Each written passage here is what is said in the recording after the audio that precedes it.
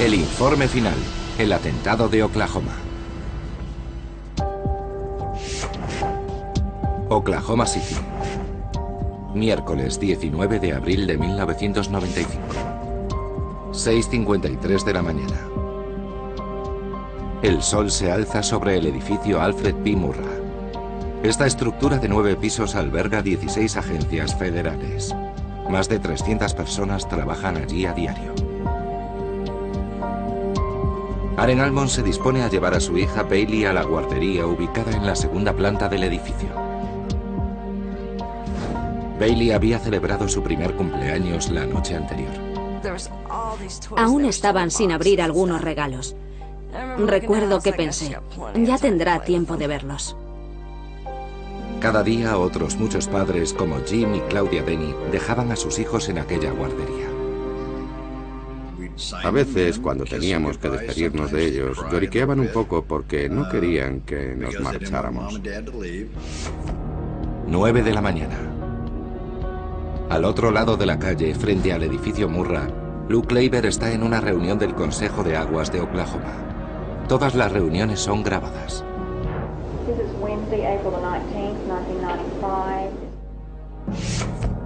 9:02 de la mañana.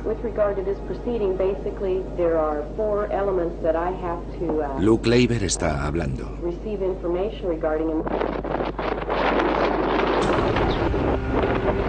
Pero una explosión arrasa el despacho.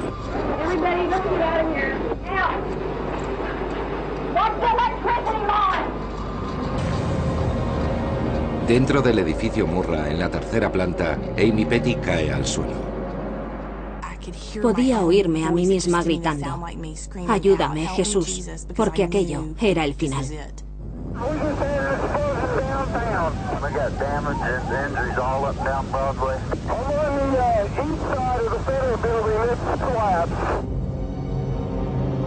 A 15 manzanas del lugar de la explosión, Chris Fields nota el temblor del suelo en la estación de bomberos. Salimos a la calle a ver qué pasaba y vimos una densa cortina de humo viniendo hacia nosotros y acudimos al lugar.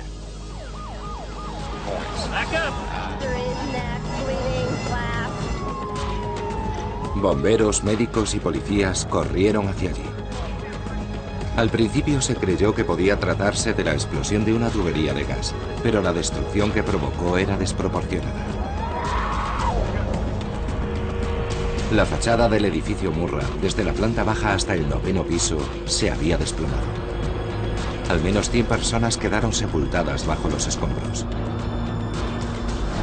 El gerente del edificio, Richard Williams, es una de esas personas.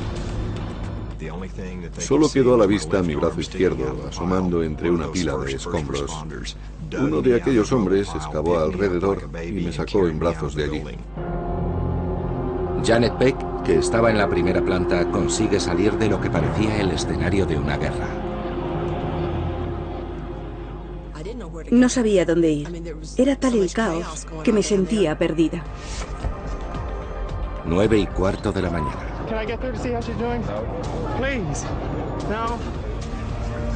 Acuden personas desde todos los puntos de la ciudad. Claudia Denny recorre a toda prisa las 3 manzanas que separan su oficina del lugar del siniestro. Su marido Jim se dirige hacia allí en coche. Sus hijos de 2 y 3 años respectivamente estaban en la guardería del edificio Murrah. Yo me quedé paralizada, porque sospechaba que nadie saldría con vida. Toda la segunda planta había desaparecido. Había que salvar a todos los niños que fuera posible. El bombero Chris Fields hace un triste descubrimiento entre los escombros: el cadáver de una niña de 1 año. Un fotógrafo aficionado tomó esta imagen de Fields con el cuerpo de la niña entre sus brazos. Estaba muerta y solo pensaba en cómo se lo harían saber a sus padres. 9:45 de la mañana. Agentes del FBI se unen a la operación de rescate y buscan pruebas alrededor de un cráter de 5 metros de profundidad por 9 de diámetro, resultado de la deflagración. A unos 100 metros de allí hallan el eje carbonizado de un camión. Un testigo describe cómo cayó desde el cielo con sus más de 100 kilos de peso. Oyó un ruido similar al de una hélice y vio como algo se desplomaba sobre el capó de su coche.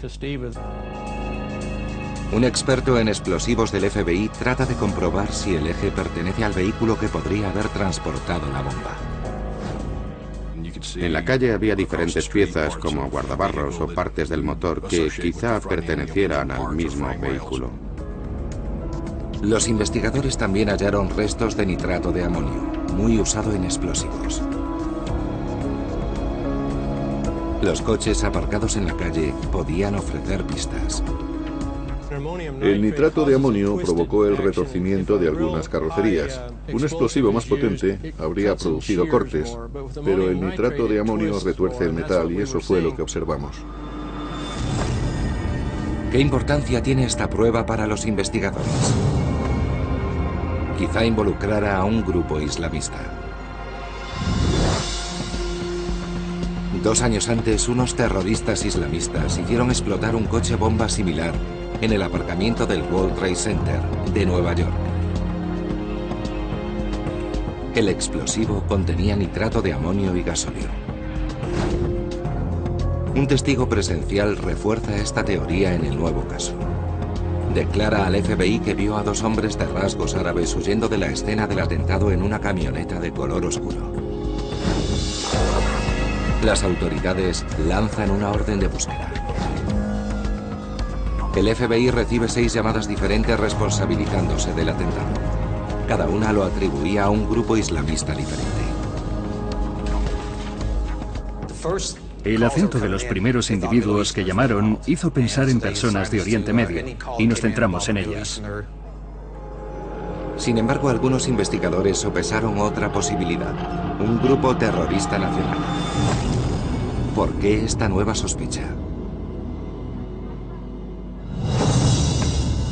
La fecha del atentado. El agente especial del FBI, John Hersley, sabe que es un día señalado para algunos grupos radicales que se oponen al gobierno. Pensamos en la fecha, 19 de abril, y caímos en la cuenta. En ese mismo día, 2 años antes, se había producido la tragedia de Waco.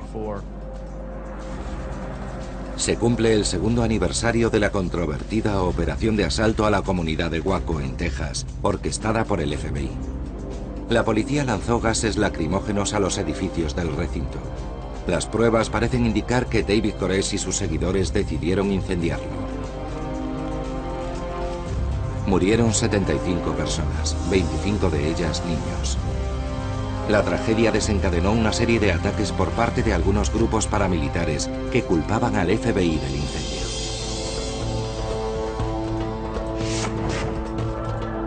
...10:30 de la mañana.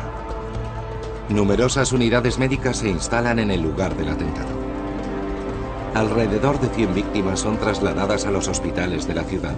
1/3 se encuentra en situación crítica. Jim y Claudia Denny buscan a sus hijos desesperadamente y acuden a un local de la Cruz Roja situado a 10 manzanas del edificio Murrah. Allí los voluntarios llaman a los diferentes hospitales tratando de localizar a las víctimas. Encontraron a una niña de 2 años, pelirroja, de ojos azules y piel muy blanca. Estaba en el Southwest Medical Center. Pensé, es la única niña pelirroja de la guardería. En el hospital encontramos a Rebecca. No estaba en situación crítica, pero tenía el lado izquierdo de su cuerpo cubierto de quemaduras. Les alivió comprobar que su hija estaba a salvo, pero no sabían nada de Brandon, su hijo de 3 años. Rezamos, era lo único que podíamos hacer. Había ocurrido un milagro y necesitábamos otro.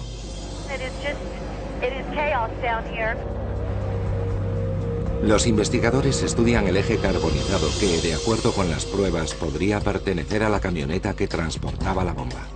Descubren que el eje lleva impreso el número de identificación del vehículo. Dicho número puede revelar el fabricante del mismo y los datos de registro llevar hasta su propietario. El dato parece prometedor. Ponía PVA 26077. Menos de 3 horas después del atentado, el FBI ya tenía la primera prueba del caso que conduciría al primer sospechoso. Surgen más preguntas y respuestas en el informe final. Holy cow. About a third of the building has been blown away. Oklahoma City, 19 de abril de 1995. Una bomba hizo explosión en el edificio Murrah, causando un centenar de muertos y varios de heridos. Se ignora cuántas personas han quedado atrapadas bajo los escombros. Condado de Noble, Oklahoma, 10:15 de la mañana. A unos 120 kilómetros al norte de la ciudad de Oklahoma, el oficial de patrulla Charlie Hanger conduce por la autopista. Está escuchando la noticia del atentado en la radio cuando un coche Mercury Marquis del 77 llama su atención. El coche no lleva matrícula trasera. Hanger le ordena detenerse y pide al conductor que salga. Le dije, ¿puedo ver su permiso de conducir? Mientras lo buscaba, pude observar un bulto en la parte izquierda de su chaqueta. Podía ser un arma. Hanger saca su pistola y ordena al hombre que ponga las manos en alto. Me amenazó. Mi pistola está cargada. Y yo le contesté, la mía también. El nombre que aparecía en el documento era Timothy James McVeigh. Hanger conduce a McVeigh a la prisión del condado de Noble, Oklahoma, y es arrestado por llevar un arma sin licencia. Oklahoma City. Aren Almond trata de localizar a su hija de 1 año, Bailey, y se dirige al hospital St. Anthony. Allí recibe la noticia más temida por una madre. Se acercaron con un sacerdote y yo no paraba de decir, tiene que ser una broma, no me hagáis esto. Y el sacerdote me dijo, está muerta. Bailey era la pequeña fotografiada en brazos del bombero Chris Fields. 2:30 de la tarde. El FBI sigue las pistas proporcionadas por el eje de la camioneta que, según los indicios, portaba los explosivos. El eje pertenece a una camioneta Ryder de 7 metros alquilada en el garaje Elliott's Body Shop de Junction City, Kansas. Un agente de policía acude al garaje, 400 kilómetros al norte de la ciudad de Oklahoma. Los documentos revelan que un hombre llamado Robert Kling había recogido la camioneta 2 días antes, el 17 de abril. Kling utilizó un carné de conducir expedido en Dakota del Sur con fecha de nacimiento del 19 de abril, otra coincidencia con la tragedia de Waco. Las autoridades siguen la pista del documento y descubren que tanto el domicilio como el número de carné de Kling son falsos. Su nombre es un alias. El FBI pregunta al dueño del garaje, quien les ofrece una detallada descripción del sospechoso que alquiló la camioneta Ryder.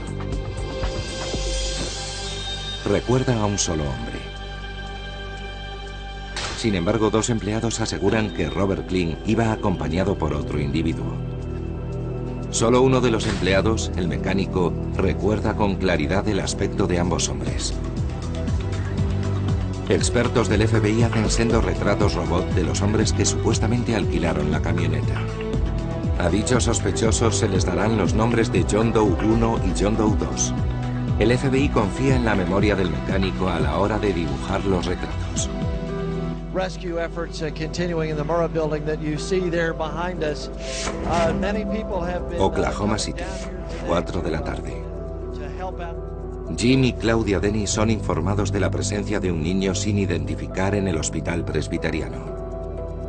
Acuden enseguida para saber si se trata de su hijo Brandon. Estaba completamente hinchado y tenía la cabeza vendada.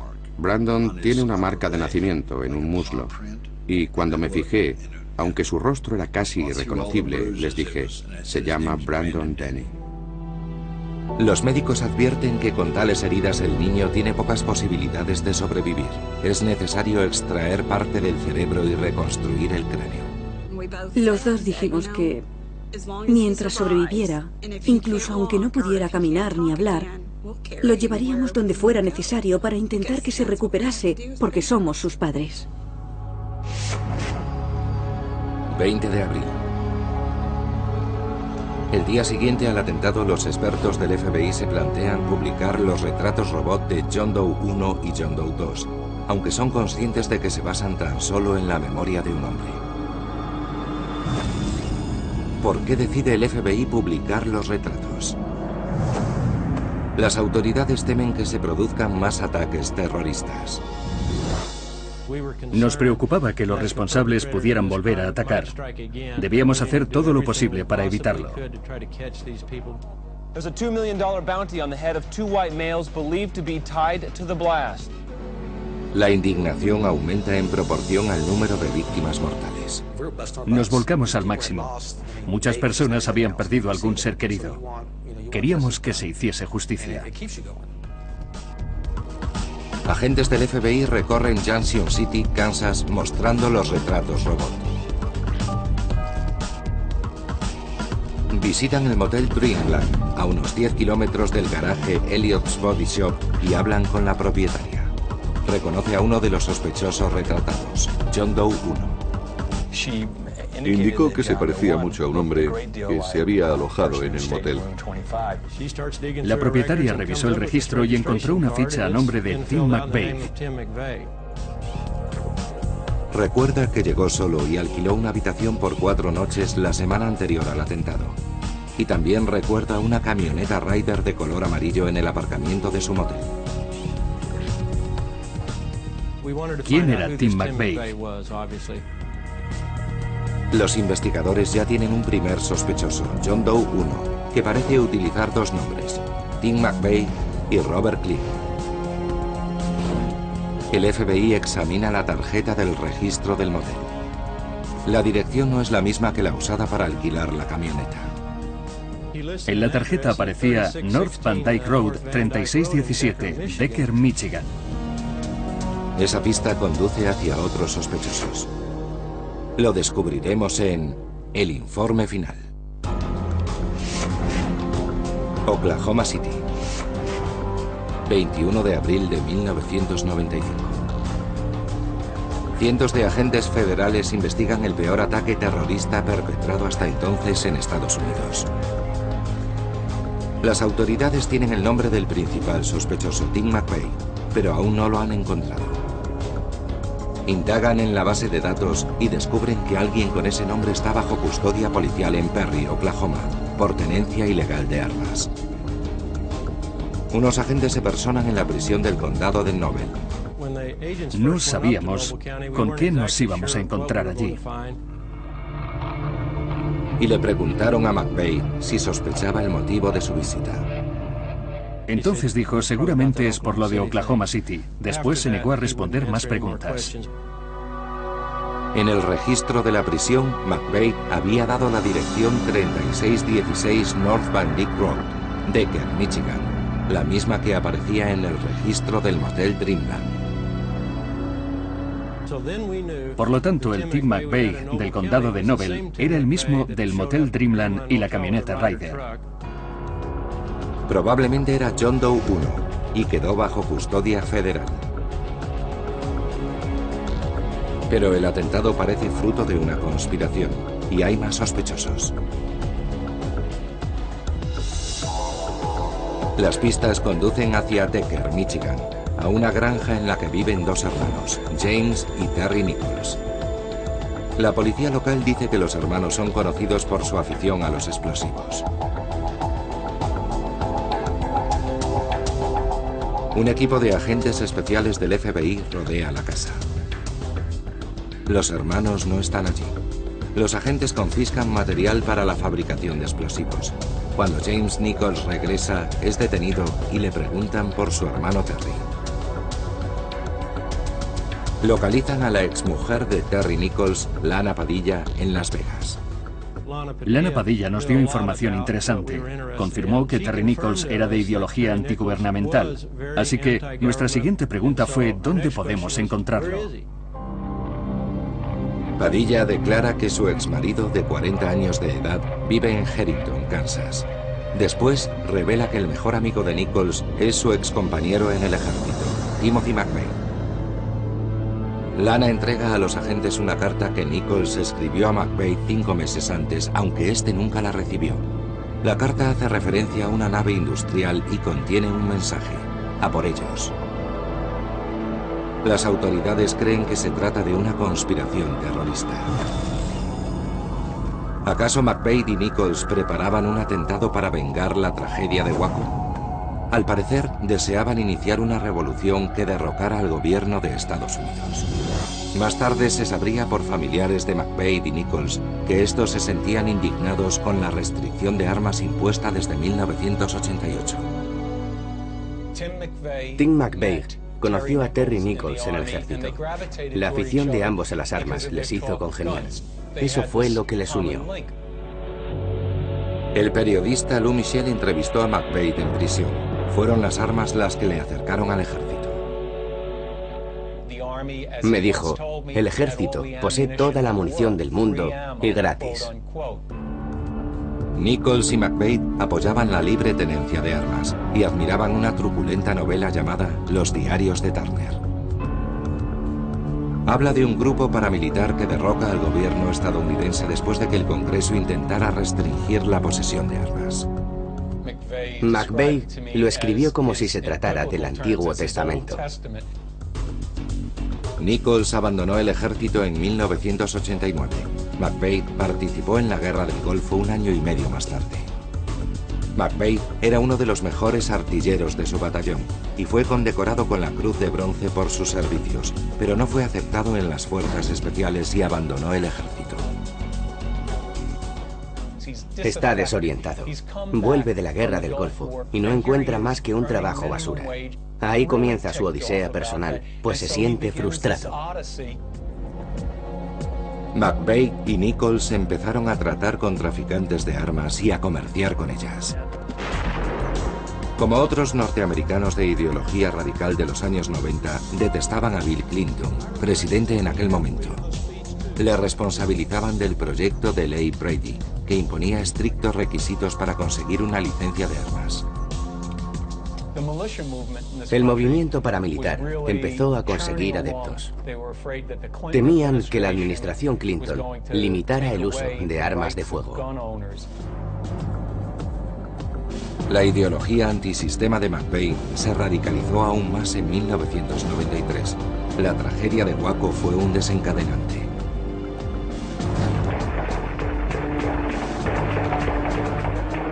Para McVeigh, el ataque sufrido por los davidianos demostraba abuso de poder por parte del gobierno. Incluso McVeigh compareció en el lugar durante los 51 días del asedio. Aquello parecía una feria. Se vendían pegatinas reivindicativas y cosas así, y él estaba allí. Unas semanas más tarde, McVeigh y Nichols vieron por televisión cómo el edificio de los davidianos volaba por los aires. Estaban convencidos de que era obra del FBI. La muerte de 50 adultos y de 25 niños acrecentó la ira de McVeigh contra el gobierno. Este hecho hizo que pasara del pensamiento a la acción. El frágil equilibrio de Timothy McVeigh se rompió. Decidió que tenía que hacer algo. McVeigh se encuentra bajo custodia policial, pero el FBI teme que sus cómplices planeen más atentados. Harrington, Kansas. 21 de abril de 1995. 2:30 de la tarde. Los agentes federales rodean la residencia de Terry Nichols. Se encuentra en el interior y sabe que tiene problemas. Le habían advertido usando el megáfono y sabía que McVeigh estaba arrestado. Nichols, temiendo el asalto de su casa, decide entregarse a la policía. Cuando es interrogado por las autoridades federales, niega cualquier participación en el atentado. Tiene una sólida coartada. El día del atentado se encontraba en Kansas con su familia. Sin embargo, duda al referirse a su último encuentro con McVeigh. Fue tan solo 3 días antes de la explosión. Nichols afirma que fue a Oklahoma a recoger a McVeigh porque este tenía problemas con su coche. Declara que de camino a Kansas, McVeigh mencionó que algo grande iba a pasar.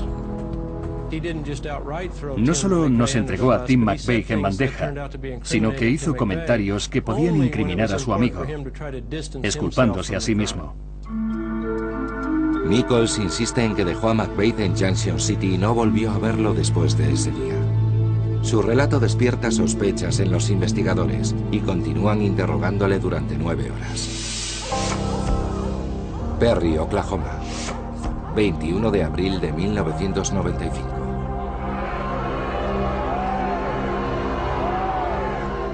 Han pasado 2 días desde el atentado. La nación ve por primera vez al sospechoso de 27 años, Timothy McVeigh. La policía lo escolta desde la prisión del condado de Noble a una base militar cercana. Harrington, Kansas, 22 de abril.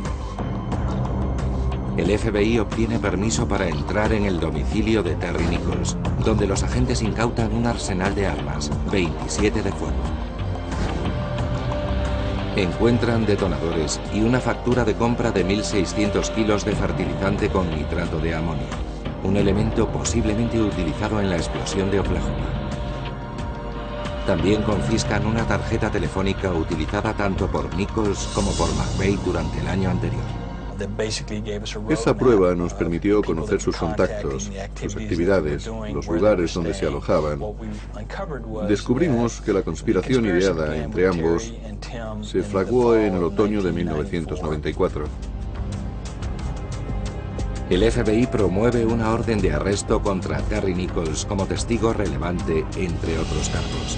Se trata de una conspiración de gran envergadura y la policía no deja de buscar sospechosos. La confesión de un familiar de McVeigh conduce al FBI hacia otro de sus amigos del ejército, Michael Fortier, ahora empleado en una ferretería de Kingman, Arizona. McVeigh había vivido y trabajado con Fortier en Kingman durante unos meses e incluso había sido testigo en su boda. Fortier proclamaba abiertamente su odio al gobierno de Estados Unidos.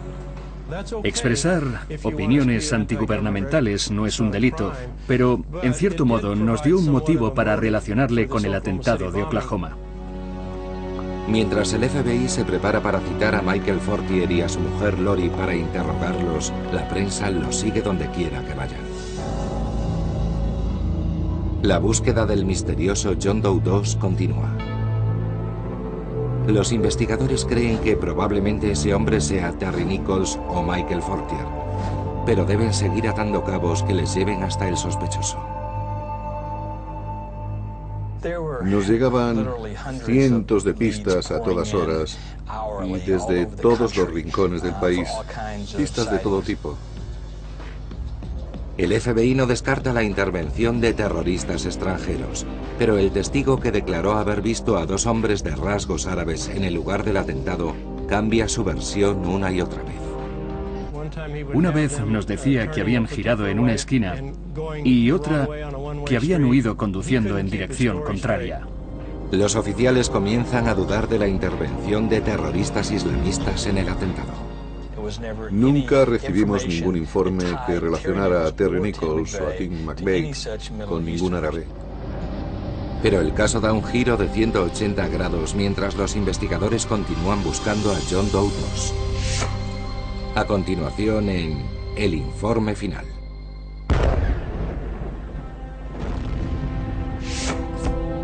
Oklahoma City, 23 de mayo de 1995. 5 semanas después del atentado, las autoridades ordenan que se realice una demolición controlada del edificio federal Alfred P. Murrah. Ahora se podrán recuperar los cuerpos que permanecieron bajo los escombros. El saldo de muertos se eleva a 168, entre los cuales hay 19 niños. Los investigadores recorren el país intentando completar el puzzle y siguen buscando sospechosos. Hasta ahora han encontrado una conexión entre los exsoldados Timothy McVeigh y Terry Nichols y la compra de 7.500 kilos de fertilizante con nitrato de amonio. Pero buscan más pruebas que puedan conducirlos a McVeigh y a Nichols. Teníamos agentes investigando robos de explosivos que pudieran estar conectados con el caso. Y finalmente averiguaron que se había perpetrado uno cerca de donde trabajaba Terry Nichols. Cientos de cartuchos de dinamita y detonadores habían sido robados de una cantera 6 meses antes del atentado. Estos detonadores son idénticos a los que se encontraron en el domicilio de Terry Nichols. Las sospechas del FBI aumentan cuando los agentes descubren que McVeigh había comprado 630 litros de gasolina. Más tarde se sabrá que es el combustible utilizado en el atentado de Oklahoma City. El fiscal federal Larry McKee, que colaboró en la acusación contra McVeigh y Nichols, afirma que se puede probar que ambos sospechosos tenían todos los materiales necesarios para fabricar la bomba: explosivos, fertilizante con nitrato de amonio y gasolina. Estos materiales usados aisladamente podrían causar daño a una persona, pero juntos son un arma mortal. El FBI presiona a los amigos de McVeigh, Michael y Lori Fortier. Finalmente la pareja acepta testificar contra McVeigh y Nichols a cambio de un trato. Michael Fortier admite que McVeigh había intentado involucrarlo en una conspiración en septiembre de 1994. Aunque se negó, McVeigh siguió confesándole detalles del atentado hasta un mes antes de que ocurriera. Se mostró muy abierto con Michael y Lori Fortier acerca de sus planes. Les habló del edificio y de la camioneta que iba a usar. Les dijo que ya contaba con todo lo necesario para fabricar la bomba y que solo le quedaba esperar al 19 de abril. Michael Fortier también confiesa que él y McVeigh visitaron Oklahoma City en diciembre de 1994. Observaron el edificio Murrah y, según Fortier, decidieron el lugar en que McVeigh dejaría el coche bomba. A pesar de que la parte frontal del edificio fuera de cristal, Fortier afirma que desconocía que hubiese una guardería en él, pero las autoridades no le creen. Tim McVeigh sabía cuando escogió este edificio que morirían niños. ¿Por qué eligió McVeigh el edificio Murrah? Le dijo a Fortier que de ese edificio había partido la orden de incendiar Waco. En ese edificio se encontraban algunas de las oficinas de regulación de venta de tabaco, alcohol y armas de fuego, y quería destruirlo. Sin embargo, McVeigh estaba equivocado con respecto a las órdenes de Waco. Ninguna de las personas que trabajaban en el edificio Murrah había decidido nada acerca del incendio. El matrimonio Fortier también habló de la forma en que McVeigh combinaría el fertilizante con el combustible para transportarlo en la camioneta. El peso de la bomba superaría los 3.000 kilos. McVeigh les explicó que ataría explosivos a unos barriles conectados con mechas a la camioneta. Encendería las mechas y aún le quedaría tiempo para llegar a un coche y huir. La explosión simultánea provocaría una destrucción total. El conocimiento que tenían los Fortier sobre el caso es crucial, y esa es la razón por la que las autoridades garantizan la inmunidad a Lori. Michael Fortier se declara culpable de traficar con armas con McVeigh, entre otros cargos, pero no le acusan del atentado. Trabajar con Michael y Lori Fortier fue para nosotros una tarea despreciable y nauseabunda. Podrían haber evitado esta terrible tragedia haciendo una llamada anónima. Los federales buscan pruebas en contra de McVeigh y Nichols, pero fracasan a la hora de identificar al escurridizo sospechoso John Doe II. McVeigh y Nichols no dan pistas. Los agentes regresan a Elliott's Body Shop un mes después del atentado y revisan los alquileres de camionetas Ryder de la semana del 19 de abril. Cuando unen todas las piezas concluyen que se trata de un error. John Doe II no está relacionado con el atentado. El asesinato de Kennedy tenía su lado oscuro. En el atentado de Oklahoma teníamos a John Doe II. ¿Quién es John Doe II? Lo más probable es que el testigo se equivocara. Los retratos robot de John Doe I y John Doe II se basan en la memoria de una sola persona, el mecánico del taller. Los investigadores creen que lo confundió con otra pareja de clientes que fueron otro día. Los documentos de alquiler demuestran que Timothy McVeigh, alias Robert Kling, recogió una camioneta Ryder sobre las 4 de la tarde del 17 de abril.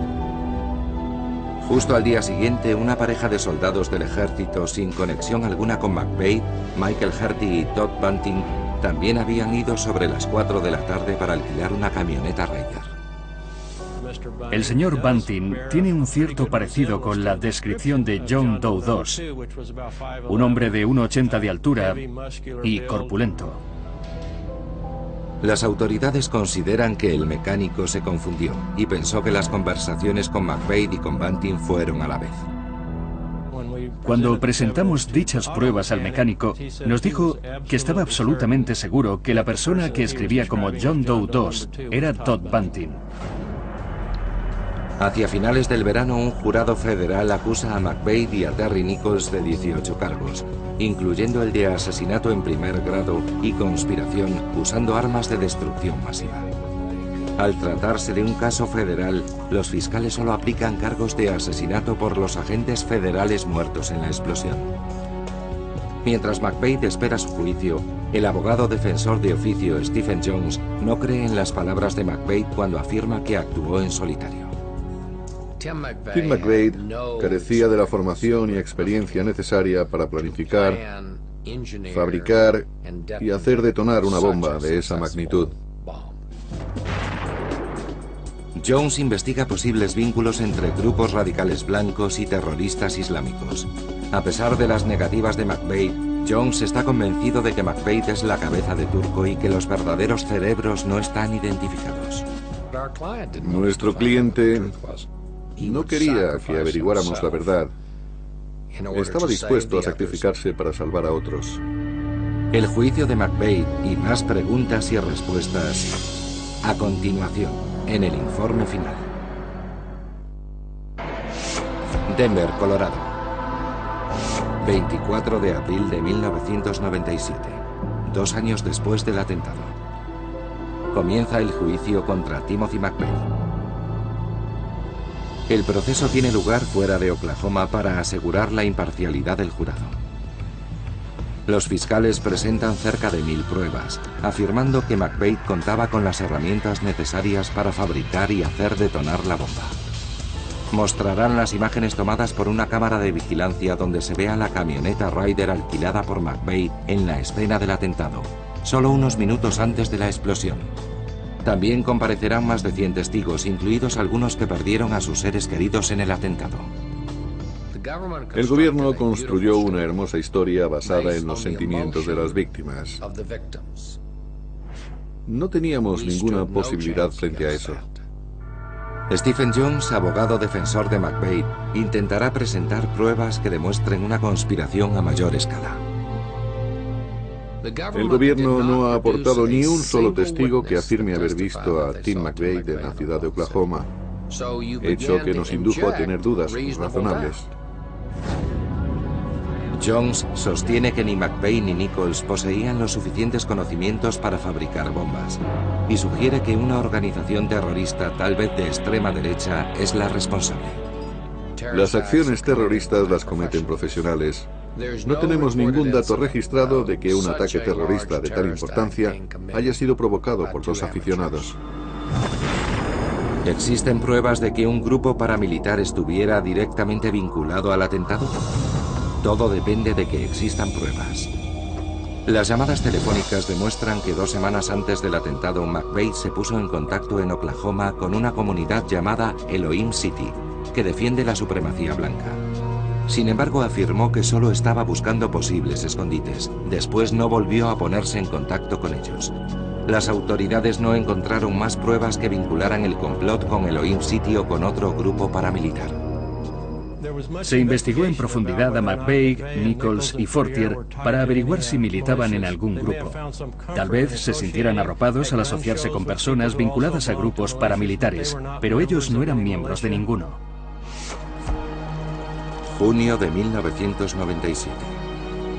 El juicio de McVeigh ha durado 1 mes y llega a su fin. El jurado lo condena por conspiración y asesinato y lo sentencia a pena de muerte. El juez envía a McVeigh a Supermax en Florence, estado de Colorado, una prisión de máxima seguridad. Un mes después, McVeigh presenta su apelación.